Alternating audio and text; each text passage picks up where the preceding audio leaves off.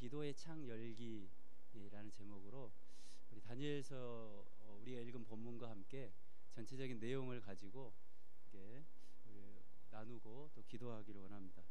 예루살렘 성이 함락되고 이제 남왕국 유다가 완전히 망해버린 것이 다니엘서 1장 사건이 기록되고 난 이후 시간적으로 보면 한 20년 후의 일입니다.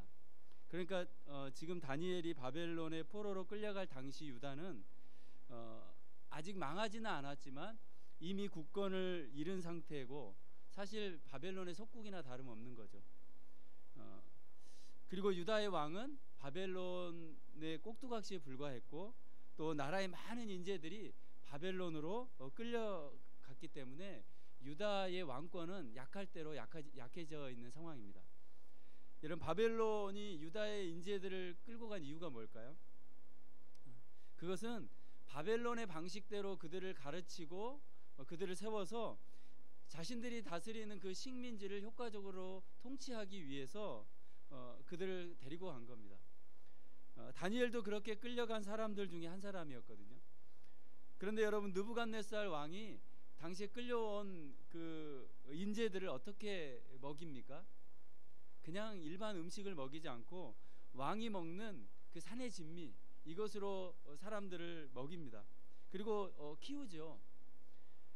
여러분, 당시 한번 생각해 보면 못 먹고 못 입던 그 상황에 바벨론 왕이 그들에게 그렇게 잘 대접했다는 것은 정말 엄청난 행운 아닙니까, 여러분? 그런데 어떤 사람에게는 이것이 엄청난 포로 생활 중에 행운이다라고 여기는 사람이 있는가 반면 또 몇몇의 사람들에게는 이렇게 주어지는 것이 굉장히 고통인 사람들이 또 있었습니다. 누가 고통이었습니까? 바로 하나님을 진실하게 믿고자 하는 다니엘과 또 그의 친구들에게는 왕이 베푼 이런 배려가 자신들에게는 정말 고통과 같은 것이었죠. 아니, 고통이었죠. 여러분, 그들이 왕의 음식과 포도주를 먹는 것을 자신을 더럽히는 일이라고 여겼기 때문에 그렇지 않습니까? 오늘 여러분 1장 8절 우리가 읽었지만 그 음식과 포도주로 자기를 더럽히지 않기를 그들이 간절히 원했습니다. 여러분, 당시에 이런 음식과 포도주 이것을 먹는다고 왜 더럽혀지는 걸까요?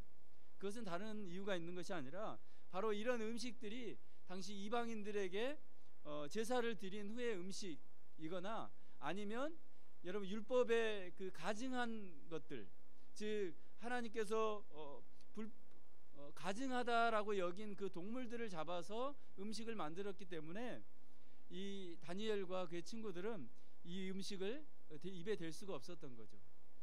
왜요? 그렇게 하는 것은 곧 하나님께 범죄하는 것이기 때문에 그렇습니다. 여러분, 그런데 오늘 우리가 좀 더 주목해 보려고 하는 것은 바로 이 다니엘과 또 그의 친구들이 그런 어떤 어려움에 당했을 때 과연 그들이 어떤 행동을 취했는가 하는 것입니다. 여러분, 그들은 오늘 환관장에게 이런 음식을 먹지 않게 해달라고 요구하기 전에 1장 8절 시작하자마자 무엇을 얘기합니까? 그들이 어떻게 했다고 말합니까? 다니엘은 뜻을 정했다라고 기록하고 있습니다. 여러분, 뜻을 정했다는 말은 어떤 선을 긋는 겁니다. 선. 더 이상 양보할 수 없는, 이것은 절대로 양보할 수 없는 어떤 선, 내가 이 선을 정했다는 것이죠. 여러분, 지금 유다가 바벨론에게 멸망해 가는 이유 중에 가장 큰 이유는 무엇이죠? 왜 하나님께서 유다를 바벨론의 포로로 넘기실까요? 그 이유는 그들이 하나님 앞에서 뭐 도덕적인 잘못을 한 것도 있지만 결국 그 모든 것이 하나님 앞에 죄로 드러났기 때문에 그런 거 아닙니까? 그 죄가 쌓여서 결국에는 하나님께서 바벨론으로 그들을 팔 수밖에 없는, 그래서 하나님은 그 죄의 문제 때문에 유다를 바벨론에 판 겁니다. 여러분, 그렇기 때문에 다니엘은 이 선, 어떤 선입니까? 바벨론의 죄 때문에 망하는 것을 보면서 더 이상 하나님이 싫어하시는 그 죄를 내가 범하지 않을 것이다, 나는 다시는 하나님이 싫어하는 그 죄를 하지 않을 것이라고 하는 강력한 결심이었던 거죠. 여러분, 다니엘은 사실은 범죄를 피할 수 있는 길이라면 사실 여러 가지 방법이 있었을 겁니다. 그러나 만약에 피할 수 없다면 자신의 생명을 포기해서라도 하나님 앞에서의 자신의 신앙의 정죄를 지키고자 했던 것이죠.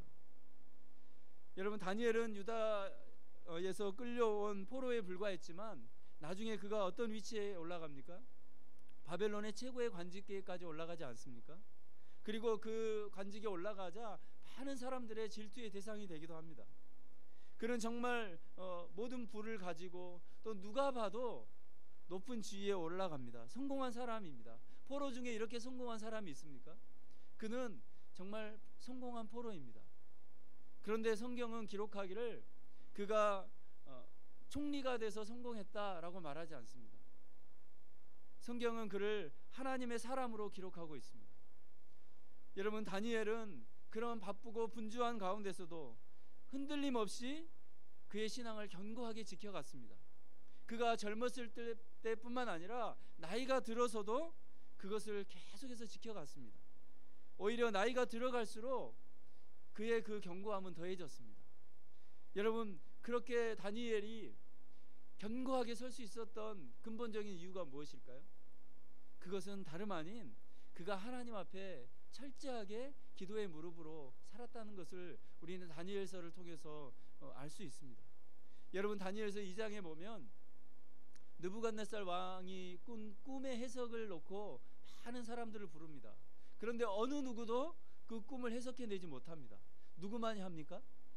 오직 다니엘 한 사람만이 그 느부갓네살 왕이 꾼 그 꿈을 해석하고 그리고 그 꿈이 무엇을 의미하는지를 설명해내죠. 여러분, 그 능력을 누가 주셨습니까? 다니엘 자신에게 능력이 있었던 것이 아니라 바로 이 모든 것을 행할 수 있도록 하나님이 그에게 능력을 부어주셨습니다. 뿐만 아니라 다니엘서 6장에 보면 이제 그 왕이 다른 신에게나 다른 사람에게 무엇을 구하면 다 사자굴에 던지겠다고 합니다.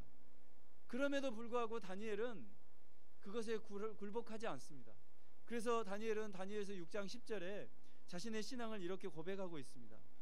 여러분, 한번 6장 10절을 읽어볼까요? 다니엘이 이 조서에 도장이 찍힌 것을 알고도 자기 집에 돌아가서는 밑방에 올라가 예루살렘으로 향한 창문을 열고 전에 하던 대로 하루 3번씩 무릎을 꿇고 기도하며 그의 하나님께 감사하였더라. 뭐 했다고 말하죠? 전에 하던 대로 그렇게 기도했다는 것입니다. 여러분, 다니엘이 전에 하던 대로 했다는 것은 그가 늘 하나님 앞에 기도했다는 겁니다. 기도를 멈추지 않았다는 겁니다. 여러분, 다니엘은 생명을 부지하는 것도 그의 기도 생활보다 더 중요하게 여기지 않았습니다. 하나님 앞에 기도하는 것이야말로, 아니 하나님의 은혜를 구하는 것이야말로 그는 가장 중요한 일로 여겼던 것이죠.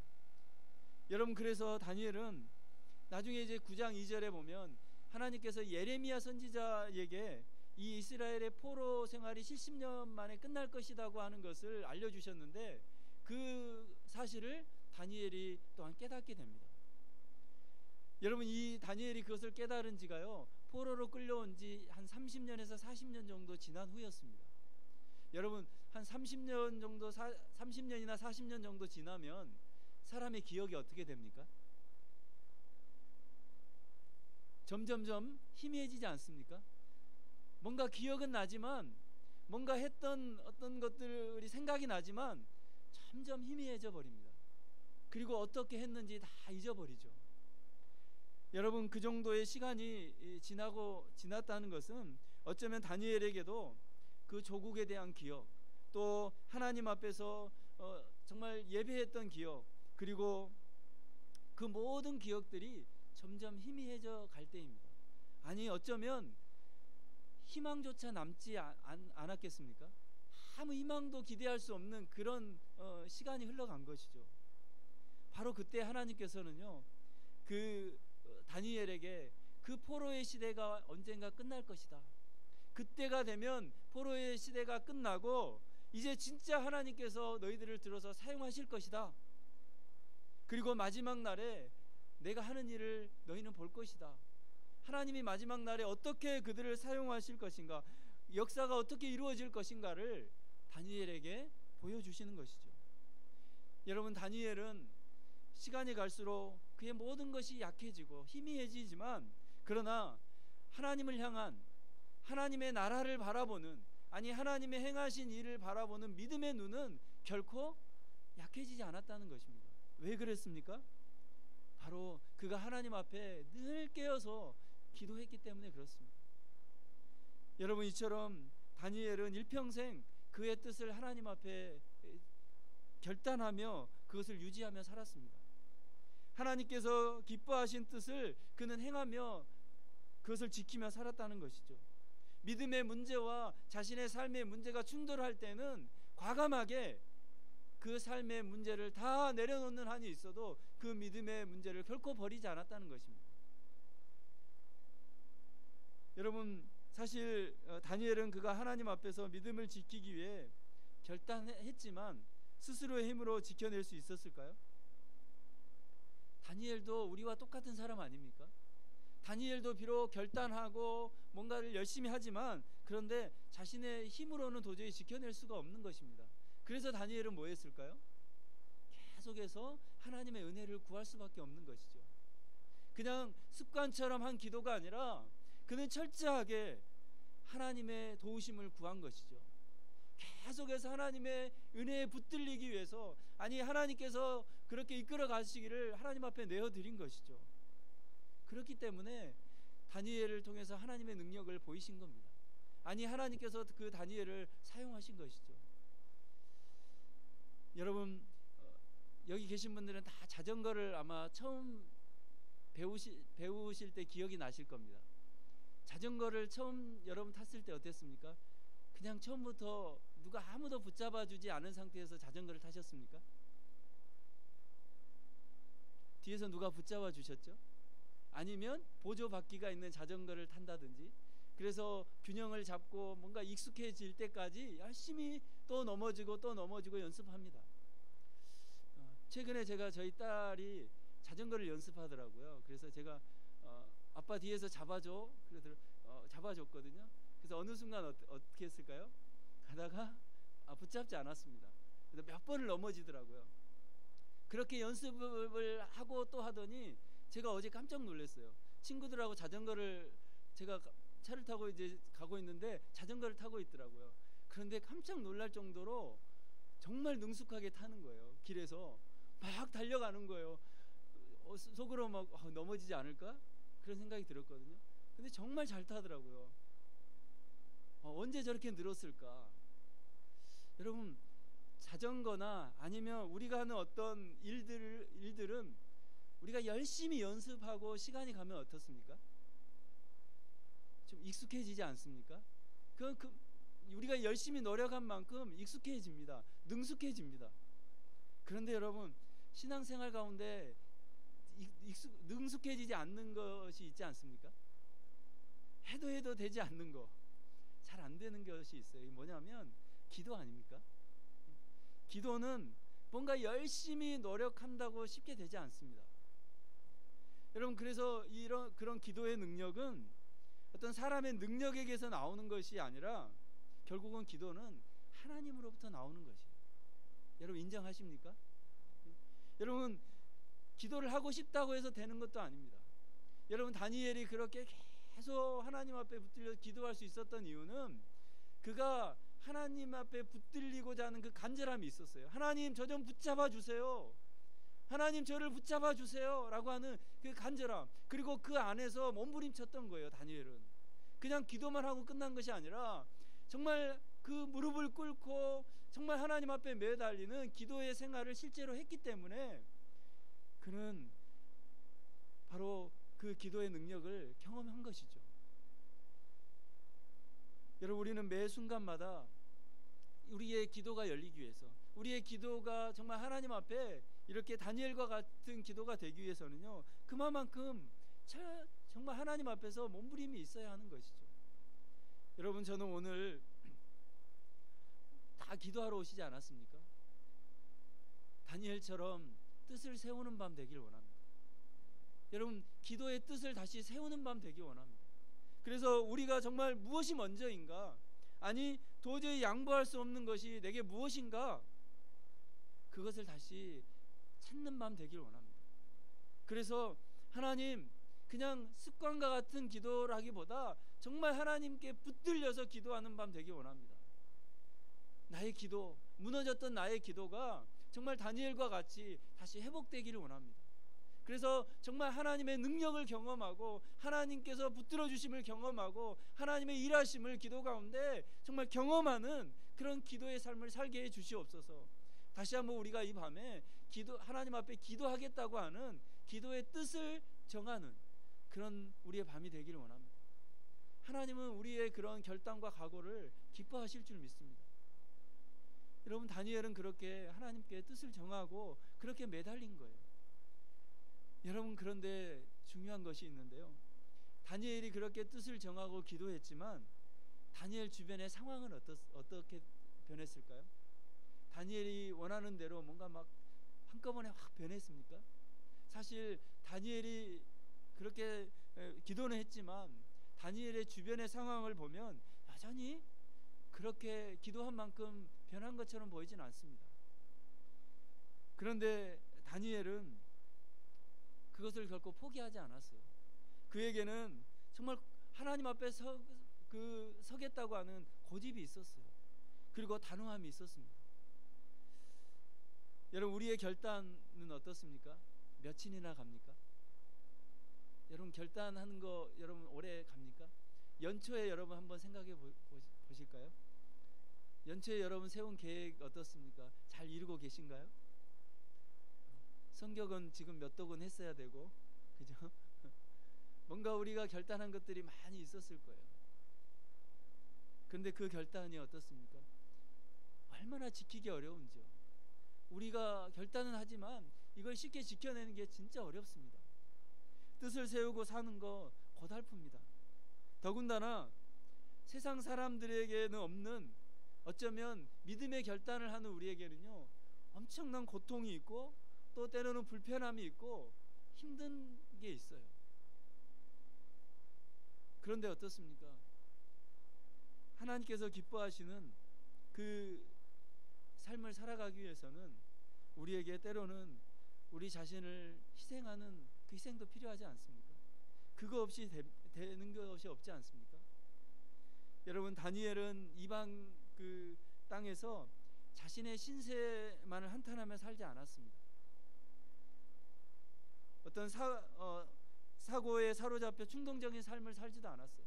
때로는 힘들다고 쉽게 포기하지도 않았습니다. 그는 이전에 그 하나님의 영광을 잊어버리고 폐허가 된 그 자신의 조국을 바라보면서, 그리고 자신을 살려두신 하나님의 뜻을, 자신이 지금 비록 이방의 땅에 거하고 있지만 그곳에서 하나님의 일하심을 보기 위해서 사실 기도 가운데 몸부림친 거예요. 저는 우리에게 이런 다니엘과 같은 결단과 함께 하나님 앞에서 실제적인 몸부림치는 기도의 삶이 있기를, 아니 다시 회복되기를 주님의 이름으로 간절히 축원합니다. 여러분, 우리 일상적인 삶을 한번 돌아보실까요? 기도할 만한 시간이 있습니까, 여러분? 너무 바쁘지 않습니까? 새벽부터 저녁까지 너무 바빠서 정말 기도할 시간도 없고 하나님과 교제를 나눌 그런 시간조차 없이 바쁘게 살아가는 우리의 일상 아닙니까? 여러 가지 시험이 우리를 또 어렵게 만들지 않습니까?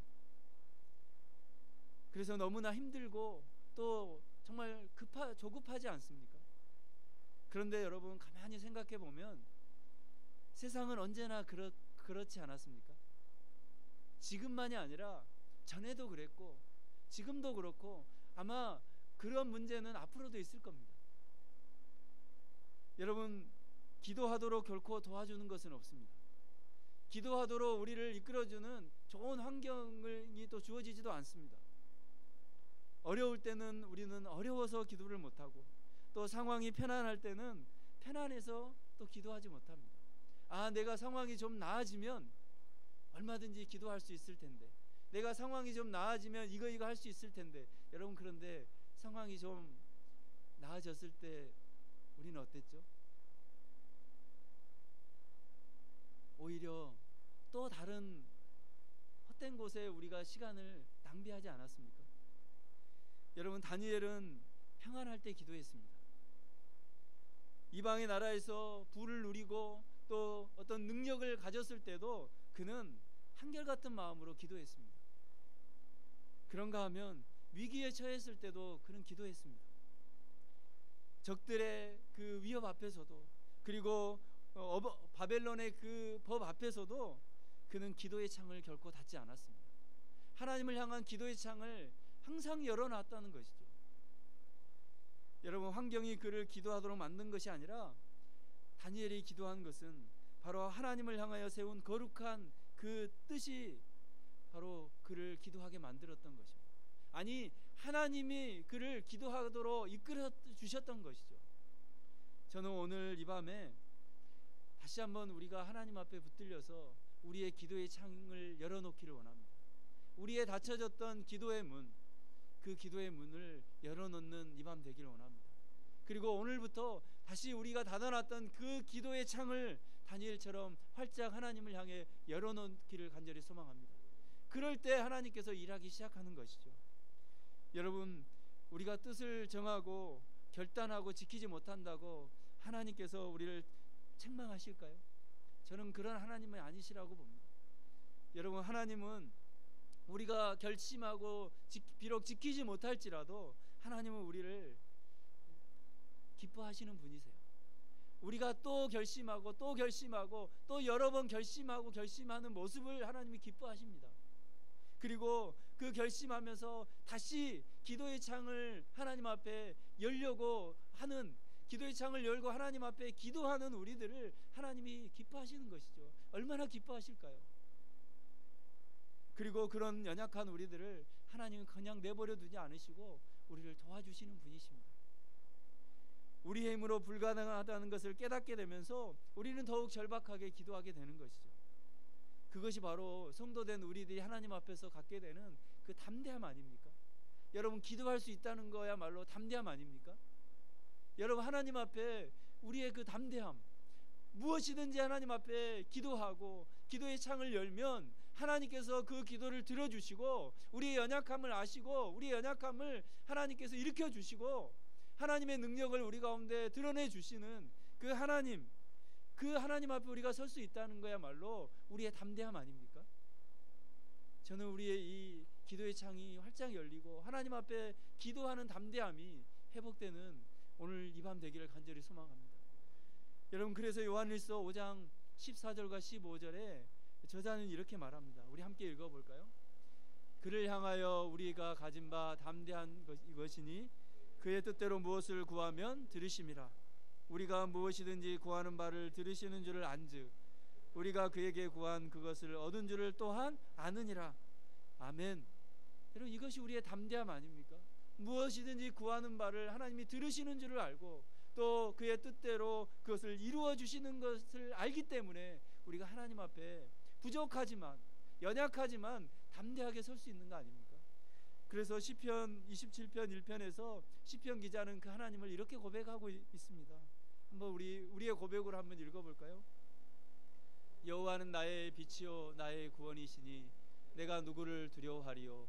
여호와는 내 생명의 능력이시니 내가 누구를 무서워하리요. 아멘. 여러분, 하나님 앞에 무엇이 우리에게 두려움이 있습니까? 어떤 것도 우리를 그리스도의 사랑에서 끊을 수 없는 거 아닙니까? 이 하나님의 약속 아닙니까? 우리 하나님 앞에 믿음으로 담대하게 서서 기도하면 우리 하나님께서 연약한 우리들을 이끌어 주실 줄 믿습니다. 교회를 이끌어 주실 줄 믿습니다.